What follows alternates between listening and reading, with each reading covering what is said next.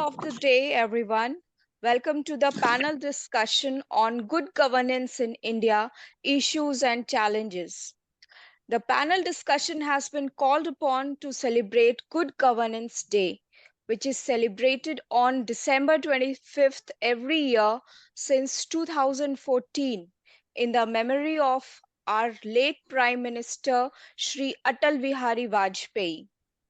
Governance, in simple words, is the process of making decisions and putting those decisions into action. Good Governance Day aims to increase Indian citizens' knowledge of government accountability.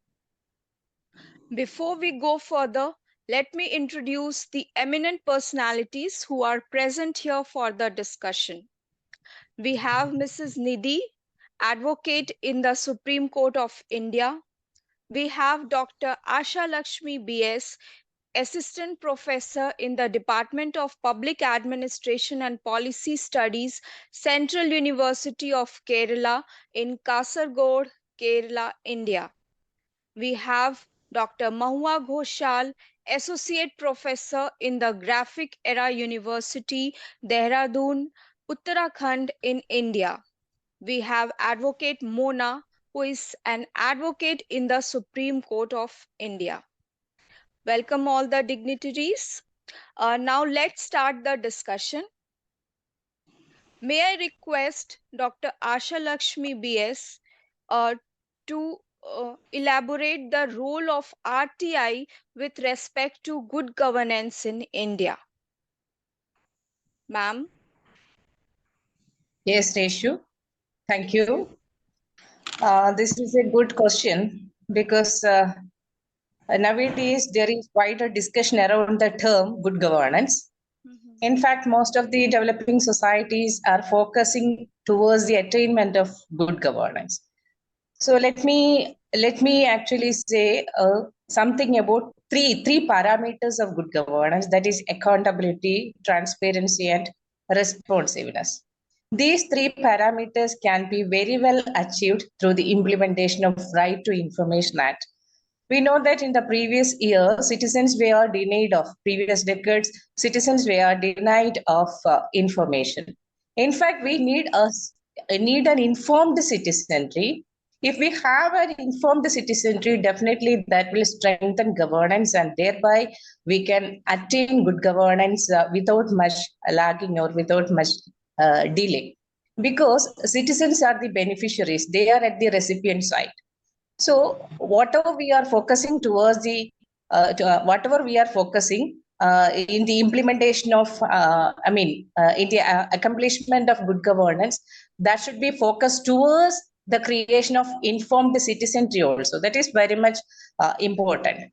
So let me give some ideas with respect to transparency, accountability, and responsiveness that can be achieved through the implementation of Right to Information Act.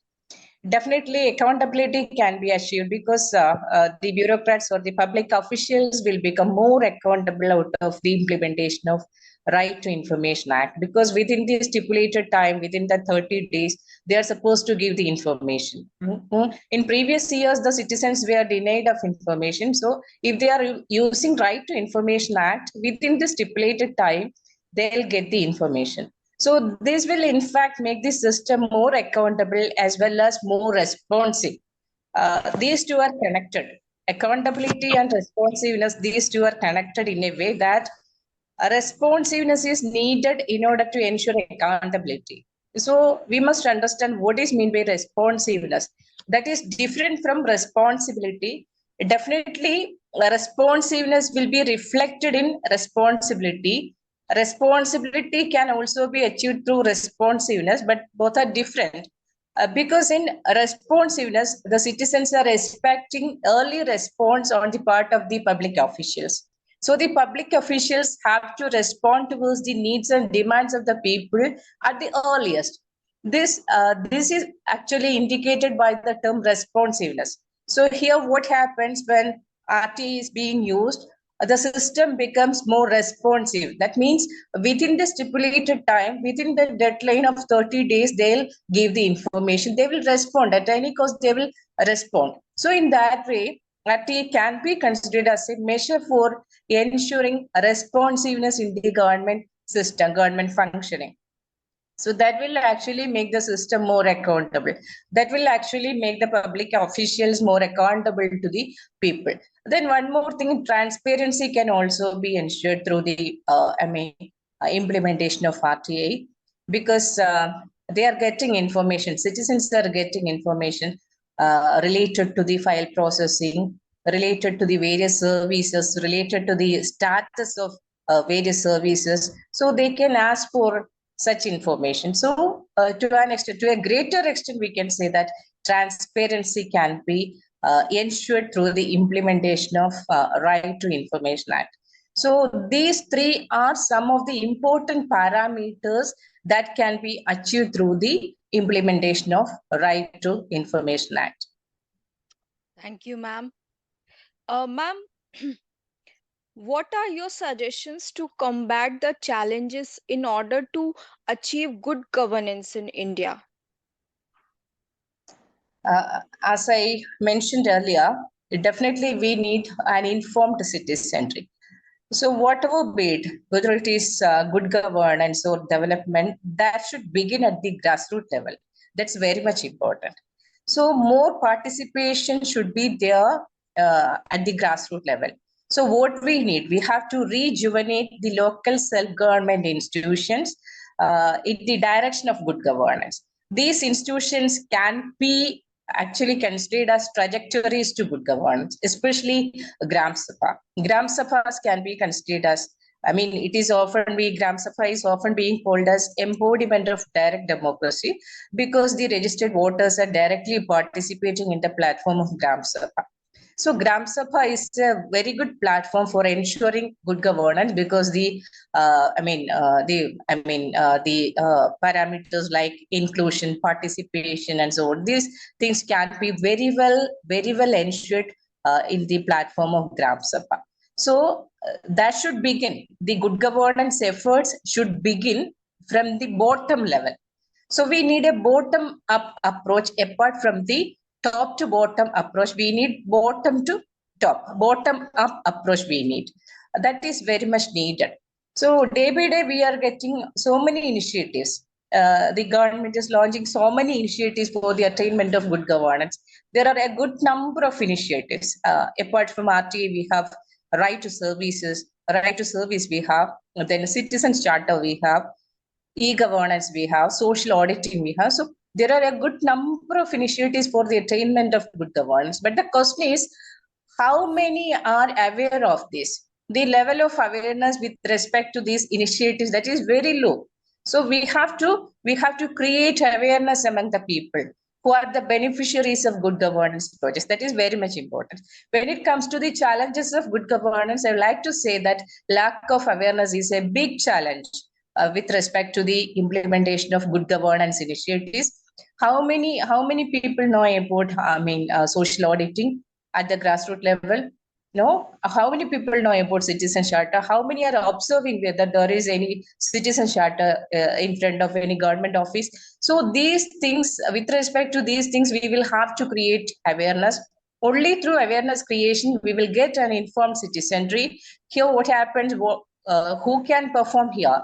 The local self-government institutions can perform very well here in order to create an informed citizenry. If we have an informed citizenry, definitely there will be inclusive governance and participatory governance. These two things are very much important. These two things are imperative elements of good governance. So because they are the stakeholders, they are the beneficiaries, then we need more funding with respect to the proper utilization of the good governance objectives. That is also very much needed. Funding we need. Then regular and periodic capacity building programs should be given to the people who are implementing the policies. That is very much needed. Then that means they are getting training, they are getting capacity building programs, but apart from a 1-day program or 2 days program, we have to give regular and periodic capacity building programs in connection with the recent initiatives, so that they'll be equipped, they'll be very well equipped with respect to their responsibilities, with respect to discharging their responsibility. That is also very much needed. So lack of awareness is one issue. Then we need more capacity building, regular and timely capacity building programs. We need more funding, more political will also we need. Then more participation is needed at the grassroots level. So we have to strengthen such kind of things. And here what we can do at the grassroots level itself, there should be campaigning with respect to giving programs, or they should arrange some workshops, or they can give some campaign with respect to good governance initiatives. They can give some awareness creation programs. So we need all this. Apart from all these, one more thing also we need, that is performance appraisal with respect to local self-government units. Their performance should be appraised regularly. Only then we can stabilize, or we can sustain the good governance outcome in the society. So in that way, we should focus on performance appraisal of the government offices. That is also very much needed. So if we are doing these things, definitely we can attain good governance without much lag, even though there are certain issues in the society. So that is very much important. Performance appraisal is also very much important. Then only we will be able to evaluate the progress or efficacy, of the particular initiatives. That is also very much needed. Thank you, ma'am. Thank you for giving your wonderful suggestions. Now, I would request Nidhi ma'am to shed light on legal issues associated with good governance in India. First of all, thank you so much, Reshu, for providing this platform to present my views on the subject topics. And now I would like to present my views. So I would start with the Article 32 of the Indian Constitution, which is said to be the heart and soul of the Indian Constitution, as it acts as a safeguard for all the other fundamental rights. However, it does not have an indefinite jurisdiction. It is limited to the fundamental rights only, as demonstrated by the existence of Article 139 and 226 of the Constitution. However, if we see the Indian judiciary has come to be seen as an institution of accountability, which is one of the most important element of the Nolan principles of good governance. The Supreme Court has also transformed the jurisdiction under Article 32 from a system for the enforcement of rights to a system that checks the government governance in the state. It employs not only the adjudicatory jurisdiction but also promotes the ideals of socio-economic and political state, particularly in the principle enshrined in the preamble of the Constitution, which is the heart and soul of our Constitution. This is done through the expansive non-textualist interpretation of the fundamental rights, calling on the positive obligation of the state to recognize and secure the effective enjoyment of these fundamental rights. However, there are certain issues which arise with the exercise of this power. First question is it the concern of the court under Article 32 to address every problem in the Indian governance? Second, are there constitutional limits on the Supreme Court in its perceived pursuit of justice and good governance? And last but not the least is to what extent is this pursuit legitimate judicial intervention before it can be classified as overreach? And also we have to look after the limitations of Article 32 of Indian Constitution. Now, the judiciary has come to be perceived as an assertive organ in the functioning of the nation. We all agree with this? And under Article 32, the Supreme Court also has the power of judicial review over the actions of the executives and legislature, provided they are directly related to the fundamental rights. The court has also widened the ambit of fundamental rights, in a sense, engaging in judicial lawmaking. Like, it has developed new jurisprudence by looking at the lacunae in the present law and importing principles from international jurisprudence. Furthermore, the court has laid down policy guidelines and directives to promote the enforcement and enjoyment of fundamental rights and fill the vacuum caused by the poor governance. And the sheer example of this is the insertion of directive principles of state policies in Indian Constitution. Now, if we move further, we see that under Article 32, the court has the power to entertain public interest litigation (PIL) filed by an individual on behalf of group of persons or association, or seeking the enforcement of their collective rights. This system, from the fact that not everyone has the wherewithal to approach the courts due to certain reasons or lack of resources, like poverty or ignorance of their rights. Furthermore, the traditional rule of the standing, wherein only a person who has suffered a legal injury can seek redressal, disadvantaged, marginalized group and hinder their access to justice.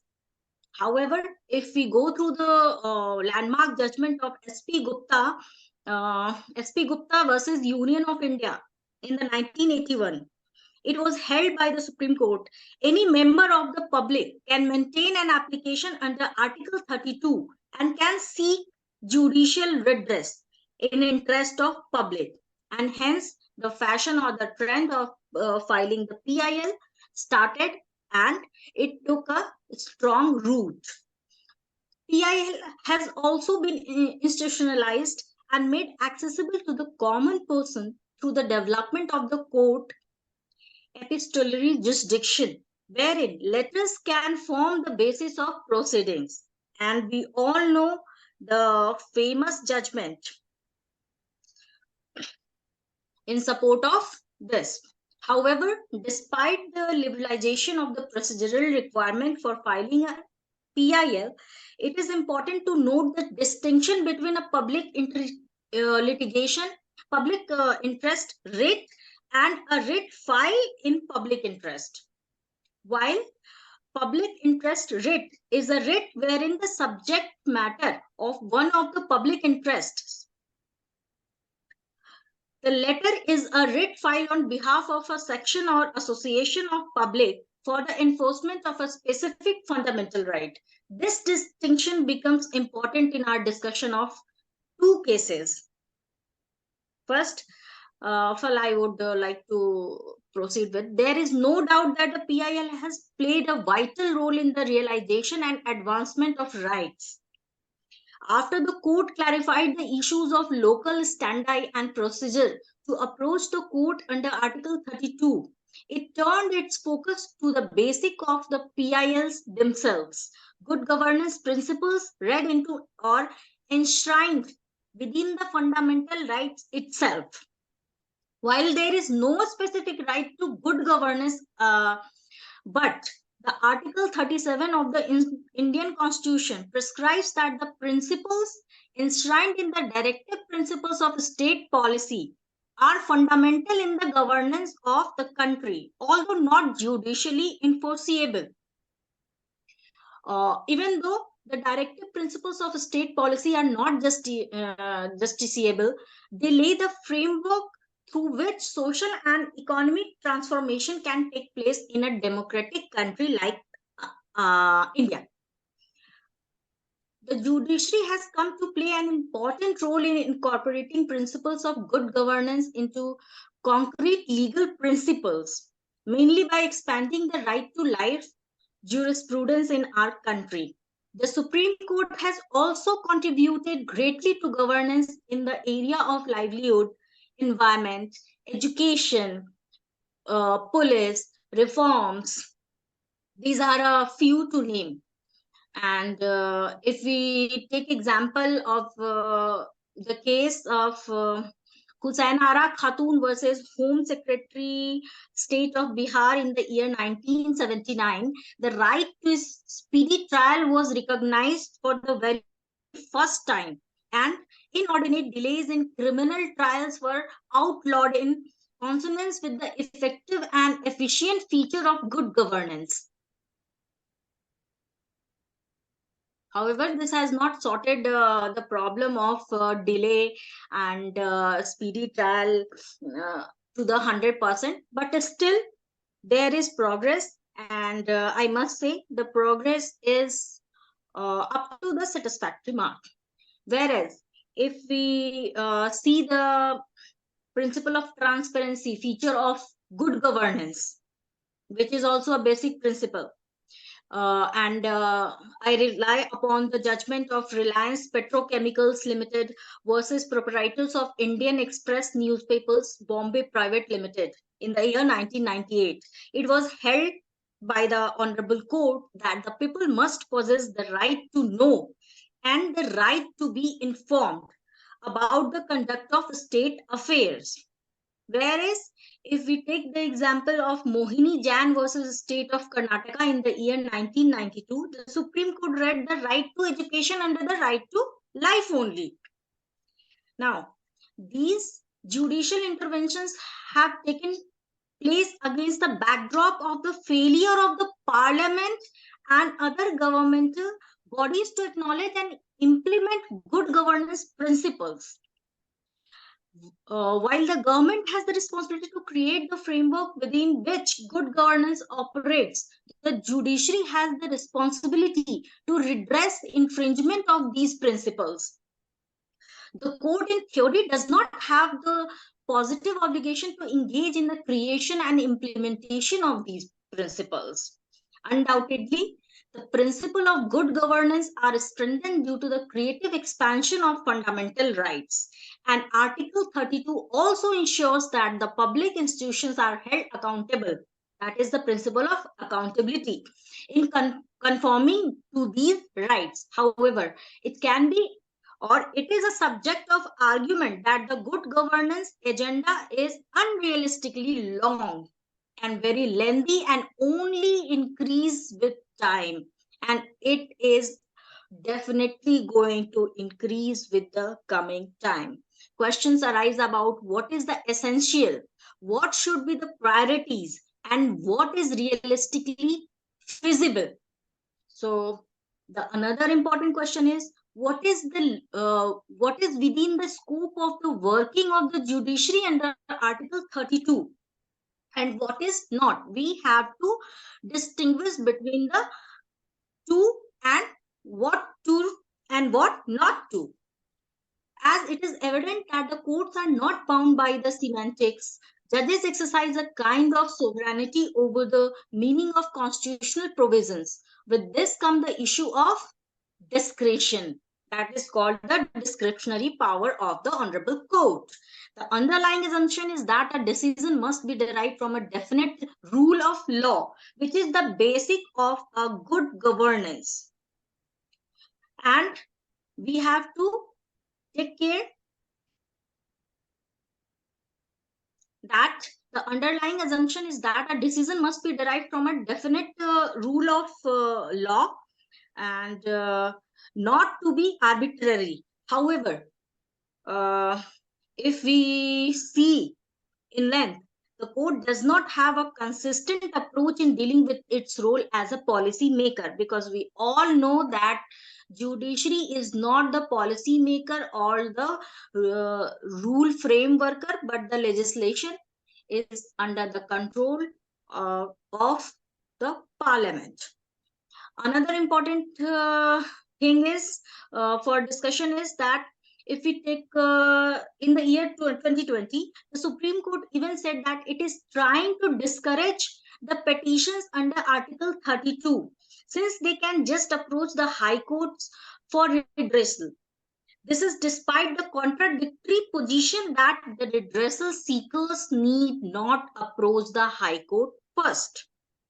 Furthermore, the court has held contradictory positions about laying down guidelines and formulating the policies. While it showed no reluctance in the Vishakha versus state of Rajasthan in the year 1997 and MC Mehta versus state of Tamil Nadu in the year 1996, it has refrained from doing so in the case of ragging in the college in the state of HP versus parents of the student of medical college in the year 1985.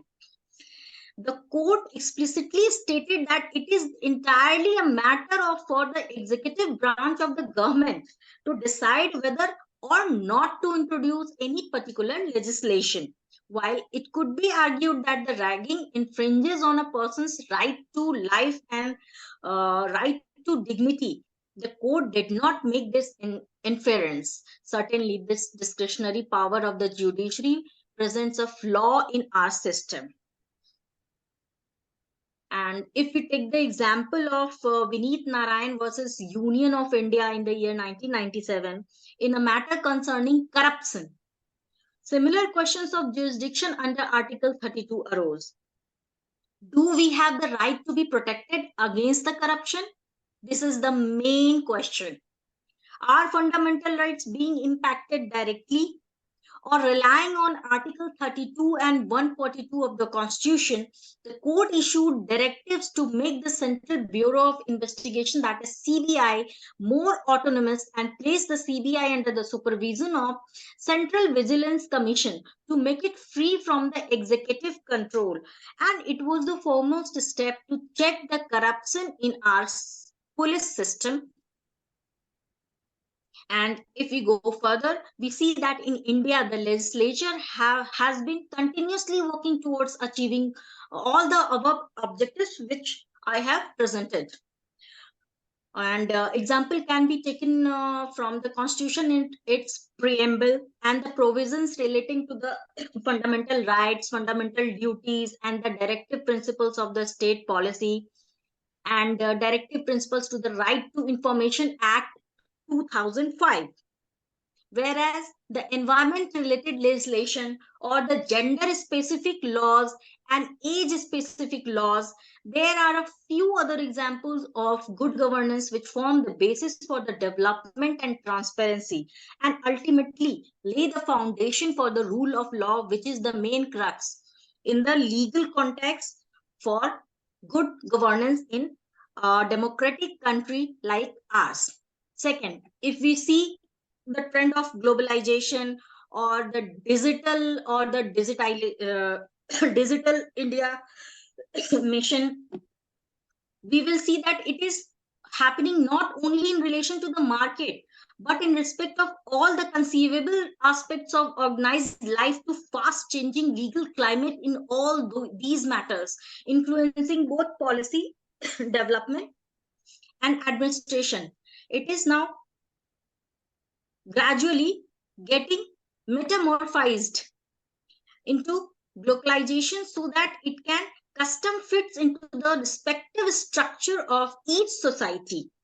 Another legal dimension includes the jurisprudence of sustainable development, which requires combative deliverance by society, government, and the international communities. The Doha Summit by the United Nations and the upcoming or the Rio Summit has followed the same trend, and India is an active partner or the contributor to this. Simultaneously, as I said, that Digital India mission or the e-governance is another commendable initiative in this respect. If we see where a national e-governance is launched by the government, all the policy makers or frameworkers, budgets, accountability, decision making, and service delivery are all embedded within a virtually integrated chain. The aim behind this is to keep the approach citizen centric and not the technology centric. That is the basic difference and the objective of that e-governance for promoting the good governance in our country. And there are many more things to say. So if I'm not taking much time and we have the time, I can go ahead, or otherwise I will stop here only and close. Ma'am, we would like to hear from you more after this short break. Sure. Thank you, ma'am.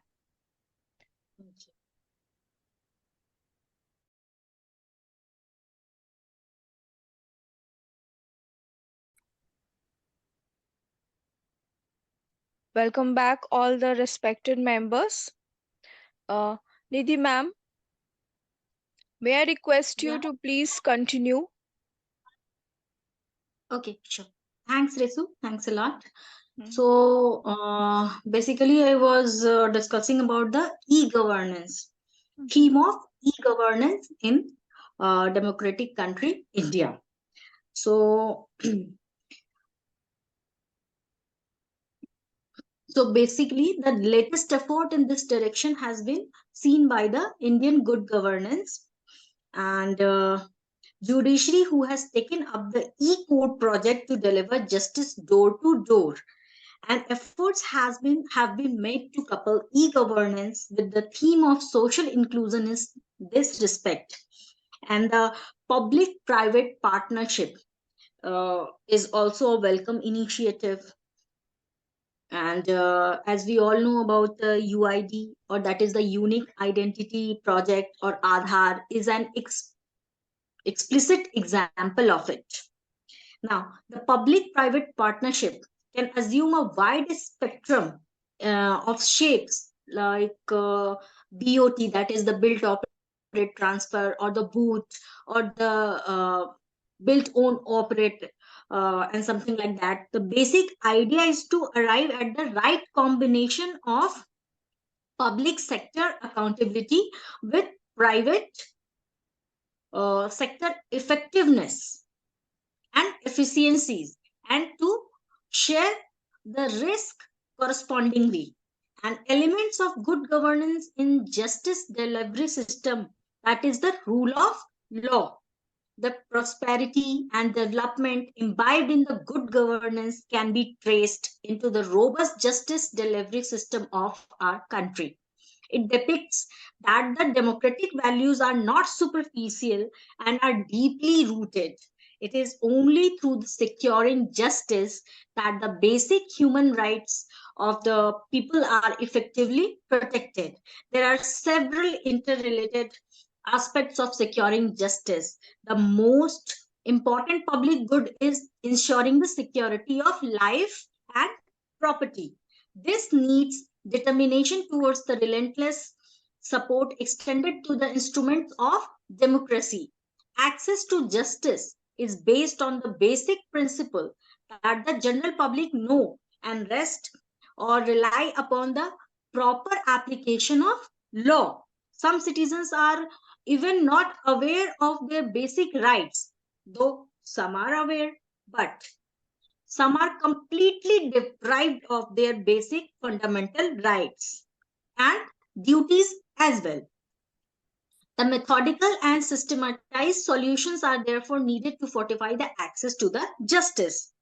The provision under the Constitution under Article 22 and Code of Criminal Procedure, Section 303 and 304 support this cause. There has been creation of state service authority, and the state level and DLSA, that is the District Legal Services Authority, at the district level in every state. These bodies ensure free legal aid to those who cannot avail them or cannot afford them. They provide the deprived an opportunity to make a legal representation before the court of law, thus fostering equality before law in a substantial manner. The concept of good governance is associated with the citizens' right to life, liberty, and pursuit of happiness. For example, if we take the example of Bhutan, the development and prosperity is measured in terms of national happiness. And but in a democracy, it can only be secured through the rule of law, which is again the crux of the good governance if we take it in a legal context. Now, rule of law, or the which is not above the law, not even the government. It is the citizen. Sorry, it is the function of the judiciary to see to it that the rule of law is guaranteed to all its citizens. To achieve this objective, the Constitutional Assembly took pain to ensure formal and procedural justice by making provisions for an independent judiciary in the Indian Constitution. In India, the courts have the final authority to test administrative action on the standard of legality. An incumbent effort of this phenomenon is judicial activism. A large number of PILs are filed in high courts and the Supreme Court against the impassiveness of the executive. And India is the largest democracy, and in this age of digitization and technology and IT revolution, there are a number of serious problems that need to be made in the years ahead, like divisive tendencies, extremism, unemployment, illiteracy, corruption, and nepotism. To combat them, there is a need for empowerment of people and participative development. That is, united efforts of all the knowledgeable and intellectual concerned people to come on a common platform and to work upon these objectives. Good governance is the foundation of the participatory development. Social inclusion through panchayat raj institutions, local urban bodies, then labor-centric decentralized participatory planning, compulsory education, then work site facilities, employment generation for poor, for example, Manrega or the National Livelihood Mission, and above all, the accountability and control through social audits, civil societies, and right to information are the unique and unprecedented efforts in strengthening the pillars of democracy and grassroots development, ensuring good governance. Good governance also requires the fair legal frameworks that are enforced impartially. It also requires complete protection of human rights, particularly those who are marginalized or belong to the category of minorities or are the privileged section of our society. An impartial enforcement of laws require an independent judiciary and an impartial and incorruptible police force, which seems to be a difficult task seeing the present scenario. As the establishment of the law and order is crucial, but its maintenance is really very critical. The Right to Information Act 2005 have been enacted to emerge as one of the most effective instruments to check corruption. And one can examine, audit, or review and access the government works and decisions to ensure transparency, openness, accountability, effectiveness, efficiency, and responsiveness in the administration. And the latest example of the power of Right to Information Act, you can see, and the art or the IT, you can see the transparency which has taken place and is into discussion, and a committee has been formed for further work on it, considering the recent attack on our parliament. Extent, the Right to Information Act has actuated the enforcement of the rule of law, that is the good governance. Mahatma Gandhi also has advocated the concept of welfare state based upon the principles of the downtrodden, and the welfare of a commoner through indigenous industries would become a hallmark. India during the past decades has quite evidently worked towards establishing good governance and is also aiming at expansion of social and economic opportunities, removal of poverty, and efficient delivery of service at the grassroots level. Today, as we are entering into an era of capitalist innovation, the international market laws have developed a tendency to exclude a large number of people and even threaten to dominate our natural environment. We are increasingly linked to the global market.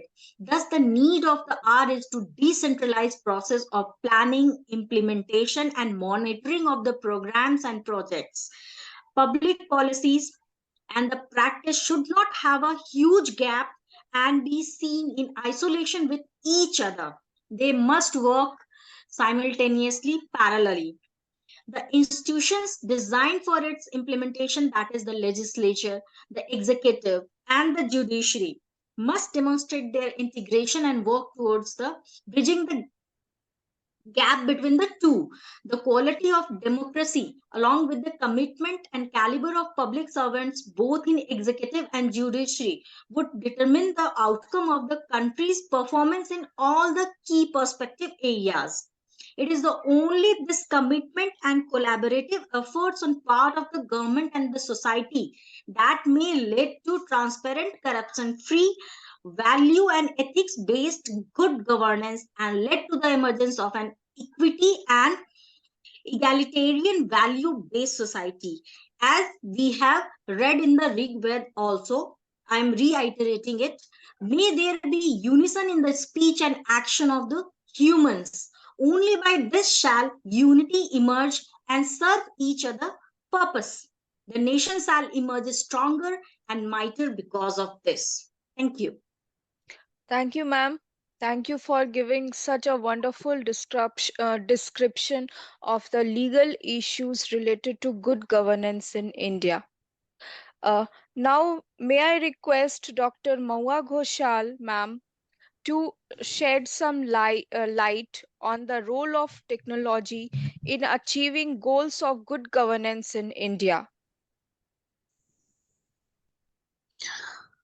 Good evening, Honorable Rishu Madam, and the eminent personalities in the panel discussion. Now, going into the technologies of good governance, we should know about governance as a concept.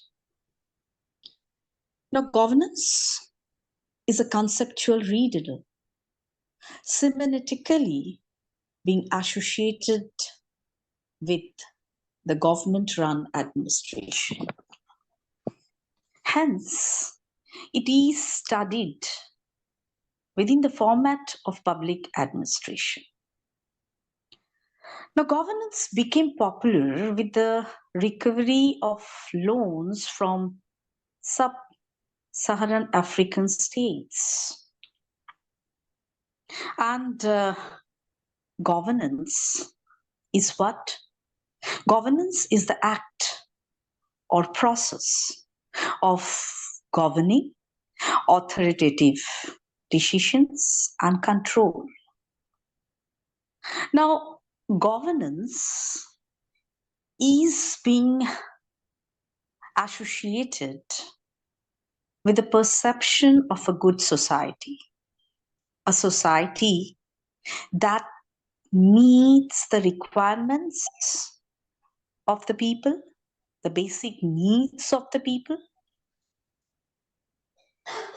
and also being associated with development. Now, basically, today the focus is on good governance as against poor governance. Now, poor governance, where there is arbitrary rules and regulation. Now, where there is a tendency to divert the resources for profit, for private benefit. Now, good governance became popular in the 1990s with the publication of the two reports by the World Bank, focusing on the various aspects of good governance. Now, good governance where there is open society, where there is a strong, vigilant civil society, where the bureaucracy is imbued with professional ethos.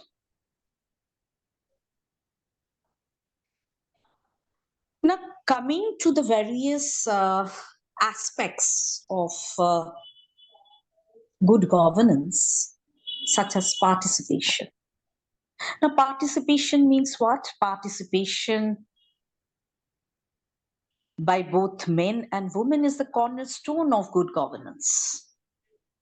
But participation must be well organized and informed. So, on the one hand, it implies freedom of thought and expression. On the other, a strong, vigilant civil society, rule of law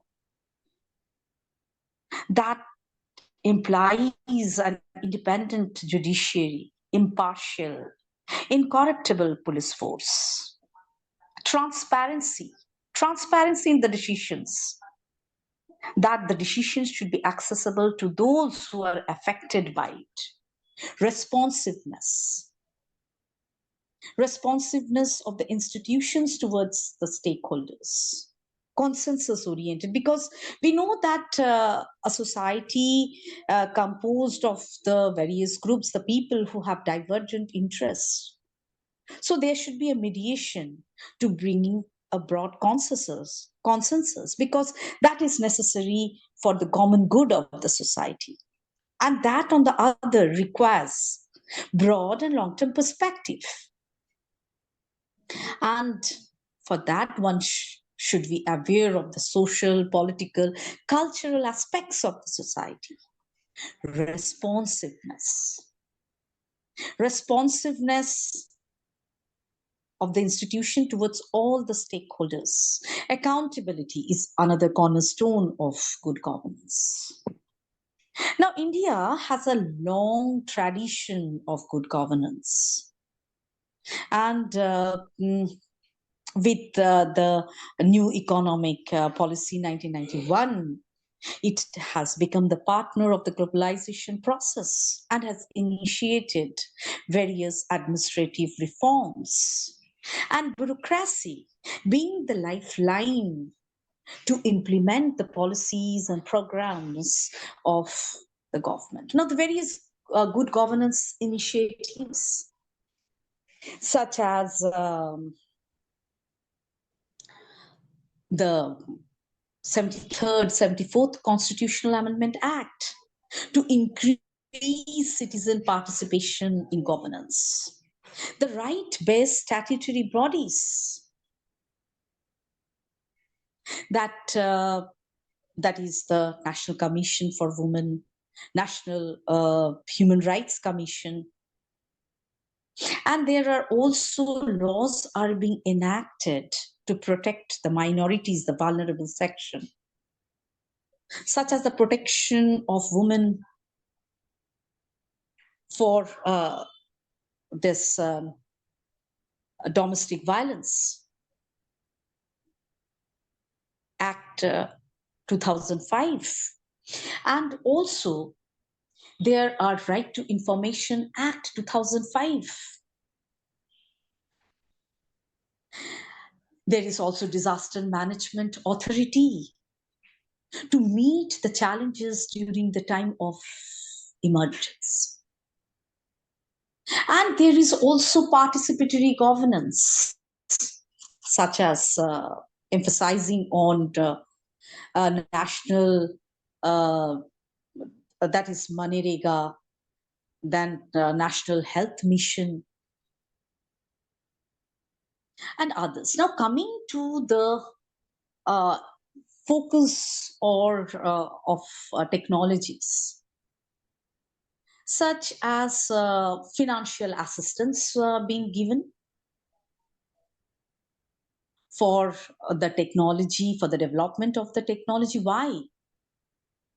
So the emphasis is on e-governance. for better service delivery, for citizen-centric governance. Now, also one example, there is a website for one is for knowledge, citizen-centric knowledge. Emphasis is been given on. And also, technology is needed. Why?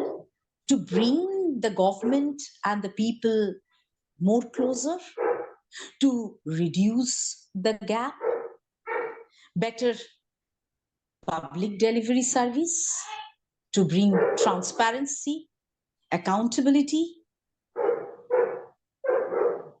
So all these initiatives are being created. Why? For better public delivery services, to bring transparency, because the focus is on good governance. I think, ma'am, I am able to discuss your query. Sure, ma'am. You have given a wonderful description of my query, my question. And may I ask you the next question? Yes, ma'am. Ma'am, what in your opinion, how can transparency and accountability be instrumental in improving the system of governance and administration? See, very, very important, because the decisions being taken should be access to those who are affected by it. And the institution should be accountable to the people. After all, we are practicing what? Representative democracy. And the emphasis is on empowering and strengthening democracy. And it can be possible only through transparency and accountability.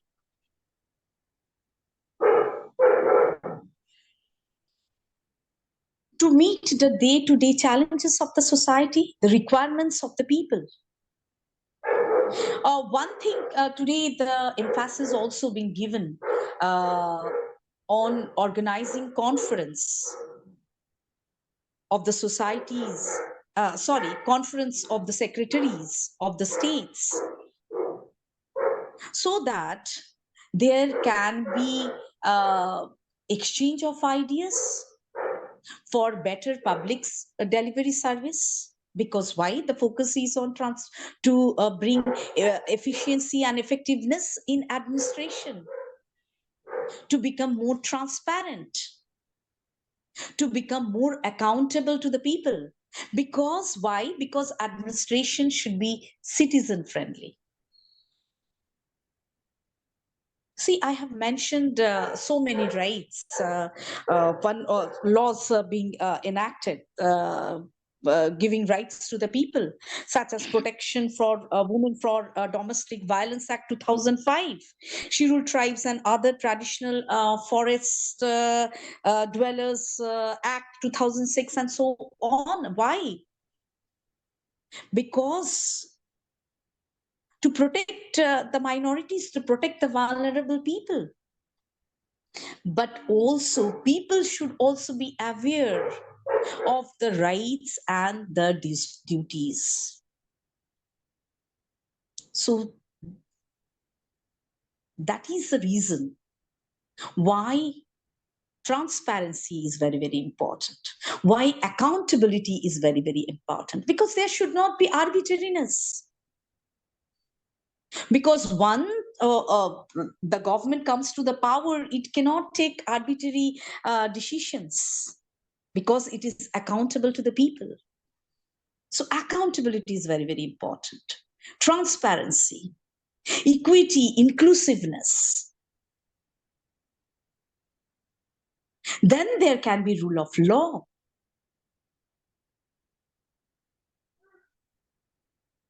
There can be consensus,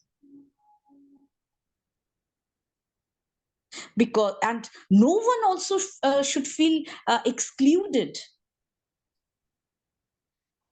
from the society.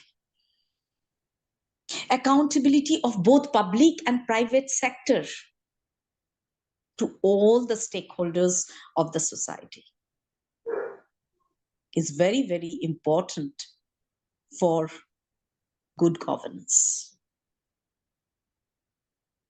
for bringing efficiency and effectiveness in the public delivery services, to control corruption,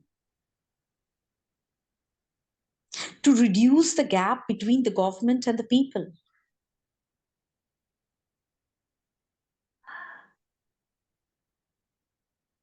And these are the features of good governance.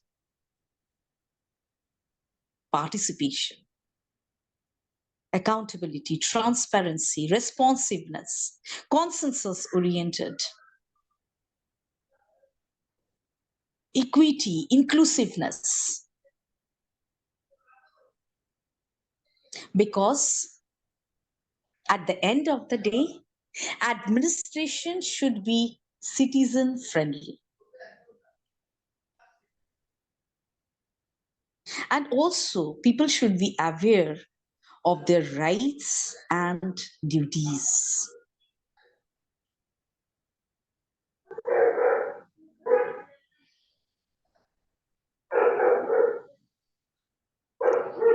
So, that is the main emphasis of good governance today. Thank you, ma'am.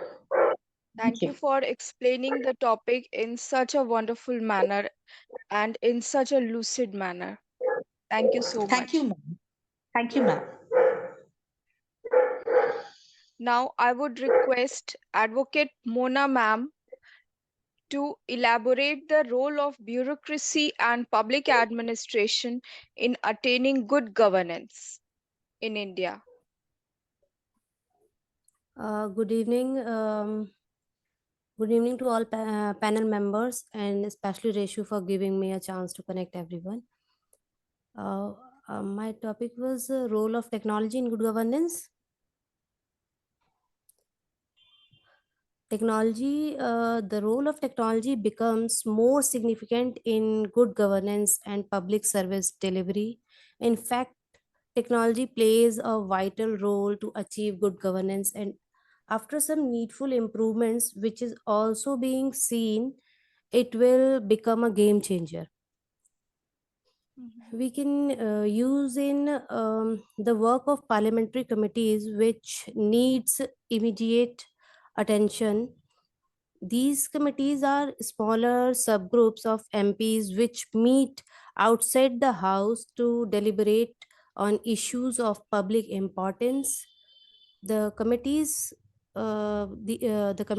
play a critical role as they are tasked with the in-depth examination of government bills. The use of ICT platforms will enable proper functioning of parliamentary committees. Also, the added advantage could be that the committee could get to hear a wide range of stakeholders who might otherwise find it difficult to appear in person before the committees. In virtual judiciaries, it is obvious that the normalcy in the judicial process will not resume in a short time, even in an early period post lockdown phase. Therefore, it was an opportunity of the judiciary to adopt information and communication technology so that justice can reach everyone without any delay. After all that, by adopting initiatives like e-courts, judiciary is in the way in reduce the backlog of cases. After all that, by adopting initiatives like e-courts, judiciaries is in the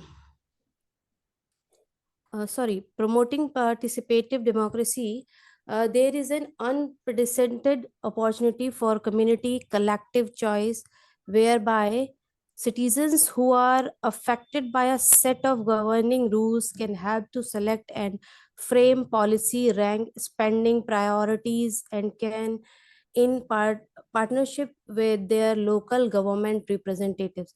Such mechanism may help in strengthening social audit, citizen can directly give suggestions to the government on my government platform. Implementing good governance, information technologies has ensured that a policy decision taken by the government can be quickly executed and implemented at multiple locations across the length and breadth of the country. It also ensures transparency, accountability while assuring quick and effective responsiveness of government to citizens, problems and solutions. Achieving sustainable development goals, government has taken much of the e-governance initiatives for effective public service delivery. Also, when combined with emerging technologies, it can help in achieving sustainable development. Some steps have also been taken. The President of India, Srimati Draupadi Murmu, inaugurated National E-Vidhan applications NEVA and addressed the Gujarat Legislative Assembly at Gandhinagar to September 13, 2023. She also said that technology is an important means to make people's lives easier, and e-Vidhan would further help MLAs in staying connected with the people. She emphasized that their efforts would be important not only in making Gujarat a more prosperous state, but also in making India a fully developed nation by the year 2047. If I talk about transparency and accountability, in a democracy, people elect their representatives and give them the power to rule and govern on their behalf. In return, they expect that the elected representatives will make policies and programs for the benefit of the people. In other words, it becomes the duty of the government to work in the interest of the citizens, ultimately leading to their welfare. In delivering goods and services and performing welfare role, the government spends a huge amount of money, a major chunk of which comes from taxpayers. In such a scenario, the government becomes answerable to the public. The citizens have a right to know all these, and thus they need to be informed about the decision and actions of the government. Keeping all this in view, it becomes important that the government functions in a transparent manner and is made accountable for its decision and actions because of the some reasons like expansion of government's role and activities, the concept of delegated legislation, politics, bureaucracy, nexus, check corruption and corrupt practices, apathetic nature of the citizen. These all points make it clear that there is an urgent need for accountability and transparency in the system through best uses of technology and interactions. Thanks. Thank you, ma'am. Thank you for explaining the topic in such a wonderful way. Now we will meet for the concluding session after a short break. Thank you. Okay, thank you.